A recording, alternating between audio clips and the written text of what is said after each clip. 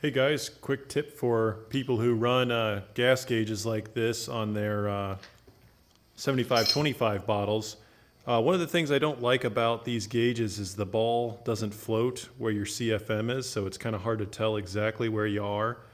But a little trick is if you figure out exactly where you like to run, which when I'm in the shop here, I like to run at about 20, maybe a little over 20 CFM. What you do is you open up this gauge to exactly where you want it to be. And you can do that just by pulling the trigger. And as you pull the trigger, the ball bounces. And once you figure out exactly where you want to be, just mark directly down. So that way when you go to open it the next time, you just need to essentially open it to where your arrow is down. Now it doesn't work if you want to change your level of gas flow, but at least it gives you a starting point where, if there's a little bit of a breeze, you can turn it up a little higher. If it's a very calm day, you can turn it down.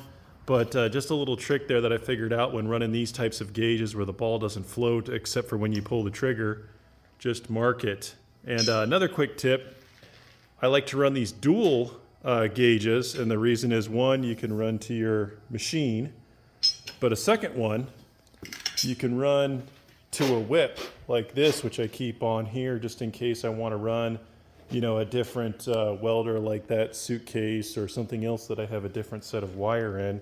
You can take this whip and run it out and do a different job. I do the same thing with my TIG welder over there on that argon bottle. There's a dual gas, so let's say I want a TIG weld, but for some reason I want to run a spool gun. Rather than having to disconnect it from my machine, I have a whip just like this that you can connect to your spool gun.